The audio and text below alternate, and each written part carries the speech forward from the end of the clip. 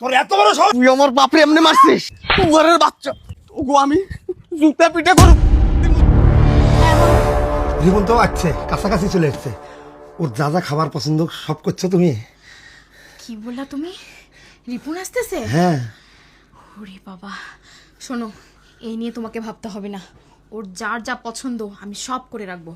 ওকে ধরে রাখার জন্য কি করা লাগবে এটা আমার ভালো করেই জানা আছে। শুনলাম অনেক টাকাও নাকি আনতেছে। বুঝতে পারছি তো। তুমি যাও যাও, ওকে নিয়ে আসো, যাও যাও। আচ্ছা। যাই। বাড়ি ঘর একদম সব পরিবর্তন হয়ে গেছে। আর শোনো ভাইয়া, এবার কিন্তু বাড়ির কাজটা কমপ্লিট করতেই হবে, বুঝতেই তো পারতিছো। অবশ্যই। এতদিন পর আসলাম, বাড়ির কাজ রিপন! আরে ভাবি, ভালো আছেন? হ্যাঁ আছি। কি ব্যাপার, তোমার আর লাগেজ কই? ও, রাস্তায় তো ভ্যান রিক্সা কিছুই পাইনি, ওই দোকানের পারে বাকি লাগেজগুলো রেখে আসছি। ওটা ভাইয়া পরে গিয়ে নিয়ে আসবে। ও আচ্ছা আচ্ছা, তুমি তো দেখতেছি শুকাই গেছো, খাওয়া দাওয়া ঠিকভাবে করো না। ওই প্রবাস মাটিতে কেউ তো আর এমনি এমনি টাকা দেয় না। যাই হোক, বাড়িতে আসছি, এখন ঠিকভাবে খেলে আবার আগের মতো মোটা হয়ে যাবো। তুমি কি দাঁড়ায় কথা বলবো? ভেতরে নিয়ে চলো। আরে হ্যাঁ হ্যাঁ, চলো চলো ভিতরে চলো, আগে ফ্রেশ হবা, চলো আগে ভিতরে খাবা, তারপর বাকি কথা হবে। এই আসো আসো আসো।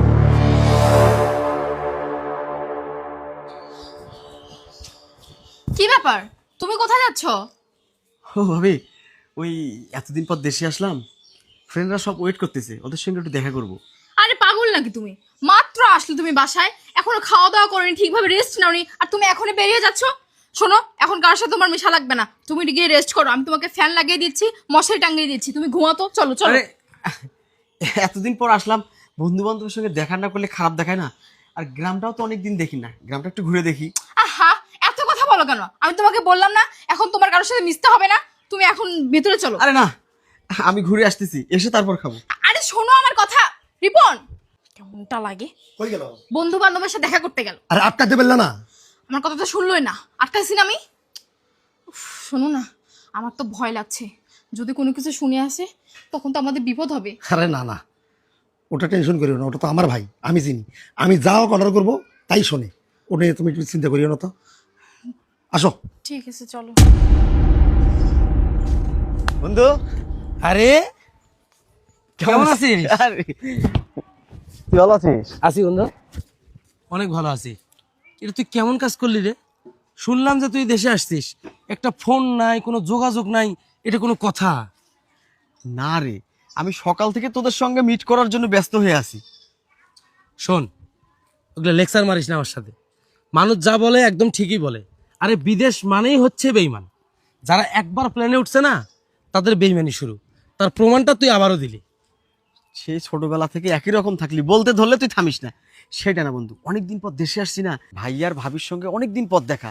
এই গল্প ও গল্প গল্প করতে করতে আমি পুরা ভুলেই গেছি যে আমাকে বাইরে বেরোতে হবে। এর মধ্যে ভাবি কি করছে জানিস? কত রং বেরঙের যে খাবার রেডি করছে, কোনটা রেখে কোনটা খাই। দেশি খাবার বেটা, এইসব রেখে কি আর বাইরে আসতে মন চায়? তবে জানিস বন্ধু, আমার ভাবিটা না অনেক ভালো, আমার যে এত ভালোবাসে, আসলে চিন্তার বাইরে ব্যাপারটা।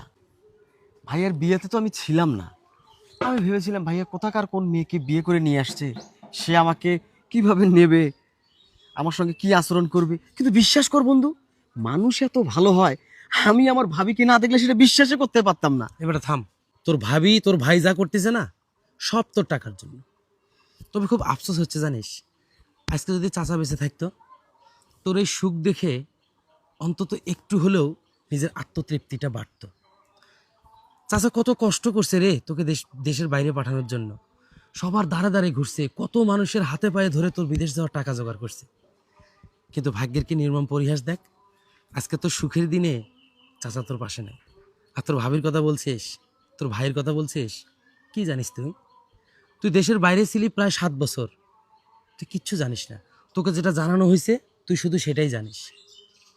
আমি তোকে অত কিছু বলতে চাই না, শুধু একটা কথাই বলতে চাই, আজকে তোর এই কদর, তোর এই ভালোবাসা পুরোটাই টাকার জন্য বন্ধু।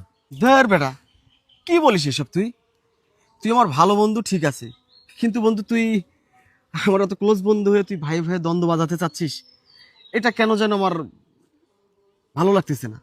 বাদ দে না, বাদ দে। আমি চাই না তোদের মধ্যে কোনো গন্ডগোল লাগুক। তবে তোকে একটা কথা বলি বন্ধু, আমি যেমন তোর ভালো বন্ধু, তুইও কিন্তু আমার ভালো বন্ধু। দেশ থেকে বিদেশের মাটিতে পরিশ্রম করার জন্য গেছিস, অনেক টাকাও ইনকাম করছিস। তবে বন্ধু, একটা অনুরোধ থাকবে তোর কাছে, এই কষ্টে অর্জিত টাকাগুলো একটু হিসাব করে খরচ করিস। জানিস তো, টাকা রোজগার করা কিন্তু খুবই সহজ, কিন্তু টাকা ধরে রাখাটা অনেক কঠিন রে। আচ্ছা, এখন আমি একটু বাজারে যাব, যাবি আমার সাথে নাকি বাসে যাবি? না বন্ধু, আমি আর ওইদিকে যাচ্ছি না। ওকে বন্ধু, ঠিক আছে, ঠিক আছে, ভালো থাকিস, যা। সন্ধ্যায় দেখা হচ্ছে। আচ্ছা, আসিস কিন্তু ওকে বাজারে। ওকে। রিপন, হুম, তোর সাথে আমার জরুরি কিছু কথা আছে। বলো। আসলে পুরো সংসারটা তো তুই দেখতেছিস, তুই তো জানিস আমার বাজারে তো একটা ছোট্ট একটা ব্যবসা আছে। মানে ছোট ব্যবসা দিয়ে তো তেমন একটা কিছু করতে পারি না। তো তুই যদি আমাকে 1,10,000 টাকা দিতি, আমি ব্যবসাটা একটু বড় করতে চাচ্ছিলাম। আজব তো, তুমি তোমার ভাইয়ের সাথে এভাবে কেন কথা বলছো? এমন ভাবে কথা বলছো না জানে তোমার অপরিচিত কেউ।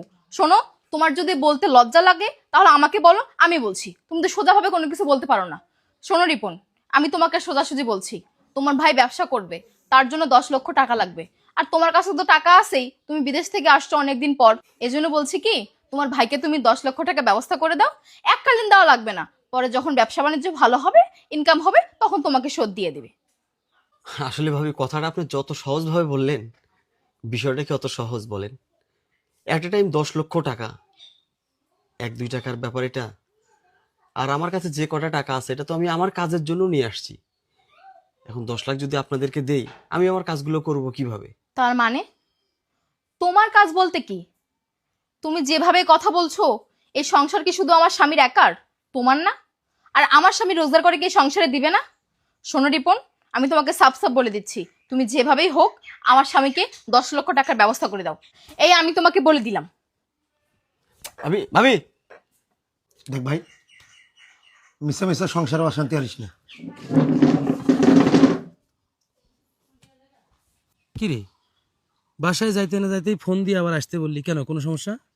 বন্ধু, শুধু সমস্যা না, এ তো দেখতেছি আমি জটিল সমস্যা। কেন, কি হয়েছে? তুই আমার যেভাবে বললি আমি সেইভাবেই কাজ করলাম। তুই জানিস ভাই, আমার কাছে আজকে 10 লক্ষ টাকা চাইছে বিজনেস করার জন্য। আমি শুধু বলছি এত টাকা আমি কোথা থেকে দেব। তাদের রিয়াকশন পুরো চেঞ্জ, তাদের ফেস পুরো চেঞ্জ হয়ে গেছে বন্ধু। তুই যদি আমাকে এই বুদ্ধি না দিতে, আমি তো সত্যি সত্যি দিয়ে দিতাম 10 লক্ষ টাকা। আরে রাখ বেটা, তোকে বলছি না, টাকা রোজগার করা খুবই সহজ কাজ, কিন্তু টাকাকে ধরে রাখা অনেক কঠিন কাজ। প্রবাসের মাটিতে কত কষ্ট করে একজন প্রবাসী রোজগার করে সেটা তো আমি জানি। আমি নিজেও তো প্রবাসে ছিলাম, আর এই ঘটনাগুলো তো আমার সঙ্গে ঘটছে, আমি তো এগুলো মুখস্থ। এই জন্যই বলছি কি বন্ধু, যে তুমি একটু যাচাই করে দেখো। আর এত যাবত তুমি যত টাকা পাঠাইছো না, একটাবার হিসাবটা চাও তো। এটা কি বলা যায় বন্ধু? যায় না সেটা আমিও জানি, তুমি একবার হিসাবটা চেয়ে দেখো না। ভাইয়া, ভাবি, এই কি হয়েছে? সমস্যা কি তোমার? ডাকতেছো কেন? আসলে ভাবি তোমাদেরকে ডাকছি, তখন তো শুধু তোমরা তোমাদের কথাগুলাই বললে, আমাকে তো কোনো কথা বলার সুযোগই দিলা না। তার আগে তোমরা 10 লাখ চাচ্ছ, 20 লাখ চাচ্ছ, শুধু টাকারই হিসাব তোমাদের। আমি বিদেশ থেকে একবারে চলে আসছি, আমি আর বিদেশে যাব না। আর তোমার সঙ্গে কথা হলো ভাইয়া, ইতি যাবৎ আমি তোমাকে যে টাকা পয়সাগুলো দিছি তার তো একটা হিসাব পাতি আছে, সেই হিসাবগুলো নিয়ে বসো। আমাকে কিছু টাকা পয়সা দাও, আমি বাড়ির কাজটা করি, আর আমি একটা ব্যবসা বাণিজ্য করতে চাই। এই কিসের হিসাব চাও? কিসের হিসাব দিবে তোমাকে বলো? হ্যাঁ, কিসের হিসাব? এই ভাবি, আপনি ওর সঙ্গে এভাবে ব্যবহার করতেছেন কেন? এই চুপ, একটা কথা বলবা না। কি দালাল হয়ে আসছো? দালাল হয়ে আসছো মানে রিপন বাড়িতে আসার মাত্র দুই ভাইয়ের মধ্যে কিভাবে ঝামেলা তৈরি করবে সেই বুদ্ধি করছো তোমরা, তাই না? বেশি কথা বলবা না, যাও এখান থেকে। আর তোমাকে বলি, কয় লাখ টাকা দিছো? কয় লাখ টাকা দিছো এই সংসারে? হ্যাঁ, তার হিসাব চাচ্ছ? বলো আমাকে। আপনি এই বাসায় আসছেন কয়দিন হয়? আমি 7 বছর বিদেশ করি, আপনার বিয়ে হচ্ছে সবে মাত্র 1 বছর হলো। এই বাকি 6 বছর শরীরের রক্ত পানি করে টাকা ইনকাম করে প্রত্যেক মাসে ভাইয়ের নাম্বারে পাঠাইছি, ভাইয়ের অ্যাকাউন্টে জমা হয়েছে। সে টাকার খোঁজ কই? আমার টাকা আমি চাচ্ছি, আপনার কি সমস্যা? ভাইয়া, আমার টাকা পয়সার হিসেব পাতি দাও, আমি বাড়ি করব, ব্যবসা করব, আমি আর বিদেশ যাব না। তুই চুপ করে আছিস কেন? কথা বলছিস না কেন? বল। দেখ ভাই, আমি আসলে তোদের সংসারে অশান্তির কারণ হতে চাই না। ভাবি তো একটু আগে বললই যে আমি নাকি তোদের ভাই ভাই সম্পর্কের মধ্যে ফাটল ধরাচ্ছি। শোনেন ভাবি, রিপন যে কথাটা বলছে কোনোটা রং বলে নাই। আপনি ওকে অপমান করতেছেন, ও তো আমার বন্ধু, তো আমার তো একটু হলেও লাগবে, তাই না? তাই আমি আপনাকে বলছি যে ভাবি এভাবে ব্যবহার করতেছেন কেন? আর সেটার জন্য আপনি আমার যোগ্য জবাব যেটা দেওয়ার তো দিলেনই। তারপরেও আমি বলবো, ওদের ভাই ভাই ব্যাপার, ওরা ভাই ভাই মীমাংসা করুক। আমার মনে হয় আপনি কথা না বললেই ভালো হয়। এই, একটা চড় মারবো। বেশি কথা বলতে আসছো এখানে, হ্যাঁ? তুমি এই বাড়ির কে? তুমি কথা বলো। শোনেন ভাবি, ওর সঙ্গে আপনি খারাপ ব্যবহার করবেন না। ও আমার বন্ধু। আমি এই 7 বছরের টাকার হিসাব চাই। ভাই চুপ করে আছো কেন? আমার টাকার হিসাব দাও। 7 বছরের টাকার হিসাব দাও। 7 বছর অনেক কষ্ট করে তোমার টাকা দিছি আমি। দাও, টাকা দাও। কিসের টাকার হিসাব? এইদিকে আসো তুমি। কিসের টাকার হিসাব? তুমি যে টাকা পাঠাইছো মাসে মাসে, সেগুলো টাকা কি করছে জানো? তোমার ধারণা আছে? তোমার বাবার পিছনে খরচ করছি, তোমার বাবার চিকিৎসার পিছনে খরচ করছি। তুমি কি ভেবেছো? তুমি কি ভেবেছো তোমার টাকা আমি ভোগ করেছি, তোমার ভাইয়া ভোগ করেছে? শোনো রিপন, বেশি বাড়াবাড়ি করিও না, আর বেশি লেকচারে দিও না। তুমি বিদেশ থেকে আসছো, আমি শুধু বলেছি তোমার ভাইয়ের জন্য 10 লক্ষ টাকা দাও, তোমার ভাইয়া ব্যবসা করবে। আর তুমি কি বললা? তোমার কাছে টাকা নেই না? টাকা নেই? কাকে কি বোঝাচ্ছ তুমি? কাকে কি বোঝাচ্ছ? এগুলো মিথ্যা কথা তুমি আর বলিও না। বিদেশ থেকে তুমি কি জন্য আসছো, কি প্ল্যানে আসছো, এটা আমাদেরও বোঝা শেষ। শোনো, আমি তোমাকে সাফ সাফ বলে দিচ্ছি, রিপন যদি এখন এই বাড়িতে থাকে, আমি কিন্তু এই বাড়িতে থাকবো না, বলে দিলাম। আর ও কিসের টাকা হিসাব চাই? তুমি কিছু বলছো না? তুমি কি বোবা? ইচ্ছে করতেছে এক চট দিয়ে আপনার 32টা দাঁত আমি ফেলাই দিই। ভাইয়া, তুই আমার টাকার হিসাব দিবা না? আমার টাকার হিসাব দিবা না? শোন, আমি ভালোই ভালোই বলছি, তুই আমার টাকার হিসাব দি। এই 7 বছরে তোকে যত টাকা ইনকাম করে দিছি, 7 বছরের টাকার হিসাব দিবি। যদি হিসাব না দিস, আমি সালিশ ডাকবো, আমি মেম্বার চেয়ারম্যান সবাইকে ডাকবো, গ্রামবাসীকে ডাকবো, বাড়িতে আমি সালিশ বসাবো। শয়তানের বাচ্চা, হারামজাদা, যত বড় মুখ না তত বড় কথা। তো কাজটা ছোট লোকের বাচ্চা, ছোট লোকের বাচ্চা। এই, টাকার হিসাব দে, টাকার হিসাব দে, তাহলে দুটাকে খুন করে ফেলবো। টাকার হিসাব দে। তোর এত বড় সাহস রিপন, এই দাঁড়া, তোর বড় ভাবির গায়ে হাত তুললি? সর তো। তোর এত বড় সাহস, তুই তোর ভাবির গায়ে হাত তুললি, আমার গায়ে হাত তুললি। আর ও বুঝে গেছি, এই বেদবটার জন্য তুই ইগলা করছিস, এই বেদবটার জন্য তুই ইগলা করছিস। তোমার কোনো কথা শুনতে চাই না। আমার টাকা লাগবে, 7 বছরের কষ্টের ফল আমার লাগবে। তুমি মনে করি না তুমি পার পাবা? আমার এই কষ্টের টাকা, আমার ঘাম ঝরানো পয়সা আমি বিফলে যেতে দেবো না। আমি সালিশ ডাকবো, আমি বাড়িতে মানুষ ডাকবো, তোমার বিচার করে নেব। আমি তো ভেবেছিলাম তুমি আমার ভাই না, তুমি আমার পিতা সমতুল্য মানুষ, কিন্তু তুমি যে এত বড় জানোয়ার, এত বড় জচ্চর, এটা আমি জানতাম না। এই চুপ কর। শোন রিপন, এটা শুধু তোর আমার বা অমুক তমুকের সমস্যা নয়, এটা সারা বাংলাদেশের সমস্যা। আরে আপনাকে বলছি শোনেন, আপনি না বড় ভাই, আপনি তোর বাবার সমতুল্য। ও তো সবসময় আপনাকে বাবার চোখেই দেখতো। আপনি কাজগুলো কিভাবে করতে পারছেন? আপনার ছোট ভাই আপনার কাছ থেকে টাকার হিসাব চাইতে পারে না? এত বছর ও কষ্ট করে পরিশ্রম করছে, সেই টাকার হিসাবটা চাইতে পারে না? টাকার হিসাব চাইলেই দোষ?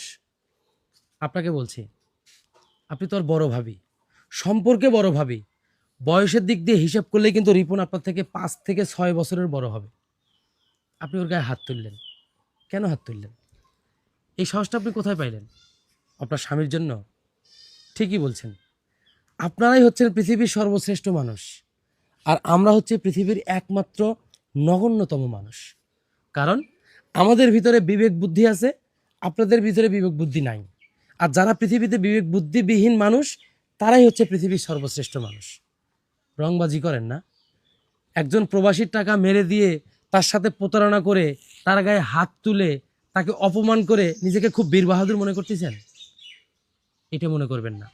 সারা বাংলাদেশ থেকে সারা পৃথিবীতে 1,20,00,000 প্রবাসী আছে, যাদের শতকরা 80 জন প্রবাসী এই আপনার মতো বড় ভাই এবং আপনার মতো ভাবির দ্বারা নির্যাতনের শিকার। আপনি কি মনে করেন দেশে আইন নাই, দেশে প্রশাসন নাই?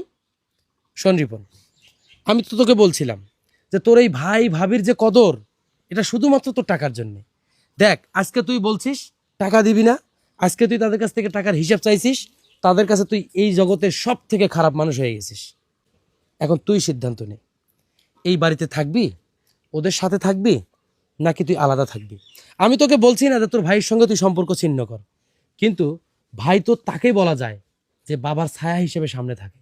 ভাই তো তাকে বলা যায় যে ভাই নিজের সন্তানের মতো করে ছোট ভাইকে বড় করে। কিন্তু আপনি তো সেই ভাই না, আপনি তো ভাই নামের একটা কলঙ্ক। আপনাকে যে ভাই হিসেবে পরিচয় দিবে সে পুরো ভাই জাতিকে অপমান করবে। একটু আগে মহিলা কি বলল, তোর বাবার চিকিৎসার পিছনে সমস্ত টাকা ব্যয় করছে। এগুলো ব্যাপারে তুই কিছু জানিস না। আর এই যে আপনাকে বলছি, নিজেকে খুব চালাক মনে করেন না, বেশি চালাকি করেন না। যদি বেশি চালাকি করেন না, তাহলে এই যে চাকচিক্য কিচ্ছু থাকবে না। ও যদি 7 বছরের হিসাব ধরে আপনার টান মারে না, এই বউ আপনি কই যাবেন নিজেও বোঝেন না। আচ্ছা বন্ধু, তুই এই কথাটা বলতো একবার। আমার বাবার চিকিৎসার কি হয়েছে ঘটনাটা? জানতে চাস কি আমি হয়েছে? জানতে চাই। তাহলে শোন। বৌমা, বৌমা, আমাকে 1,000 টাকা দাও তো বৌমা। আমার ইলাজ শেষ, ওষুধ শেষ, খুব কষ্ট হচ্ছে মা। দাও 1,000 টাকা দাও, ওষুধ কিনতে হবে। বেশি কথা না বলে এখান থেকে চলে যান। টাকা কি বড়দের পাশা দিয়ে আসে? হ্যাঁ, যখন আসবেন তখনই টাকা দিব। যান এখান থেকে। বাবা, বাবা, দে বাবা, 1,000 টাকা দে বাবা। আমার ইলাজ শেষ বাবা, আমার খুব কষ্ট হচ্ছে বাবা। হয়তো ওষুধ না কিনতে পারলে আমি মরে যাবো বাবা। দে বাবা, বাবা রে তাড়াতাড়ি দে। আমি ডাক্তারে যাবো। মেজাজ খারাপ হয়ে যাচ্ছে কিন্তু। তুমি কিছু বলছো না? এখন জানতো বাবা, জানতো। অনুরোধ বাবা, আমার খুব কষ্ট। উফ, ইনি কথাই বুঝে না, কথাই বুঝে না, কথাই বুঝে না। চাচার কি হলো? লেলিন ভাই, চাচা তো মনে হয় মারা গেছে। আমি ডাক্তার নিয়ে আসি। তুই এত বড় কান লাগেনি, তুই আমার বাপরে এমনি মারছিস, এমনি মারছিস তুই আমার বাপরে।